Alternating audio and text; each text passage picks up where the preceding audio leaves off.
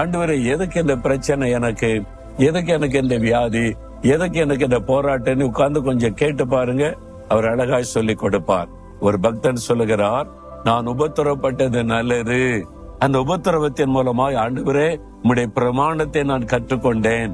ஆண்டவர் சில காரியத்தை நமக்கு கற்றுக் கொடுக்கவும், நமக்கு இரட்டிப்பான ஆசீர்வாதத்தை கொடுக்கவும் இந்த பாடுகள் வழியா நடத்தக்கூடும். யோபுடைய வாழ்க்கையில ஏன் இந்த வியாதி, இழப்பு, நஷ்டம், அவமானம் சொல்றீங்களா? முடிவு 2 மடங்கு ஆசீர்வாதம் இல்ல. அதனால நன்மைக்கு ஏறுவாய் கர்த்தர் நடத்துகிறார். இப்ப நடக்கிறத பற்றி சோர்ந்து போகாதங்க. இது கொஞ்ச நாள்ல மாறி போயிரும். முடிவு நன்மையா இருக்கும். அதை நினைச்சு ஆண்டவரை ஸ்தோத்திரம் பண்ணுங்க. அற்புதங்களை காண்பீங்க. சரியா?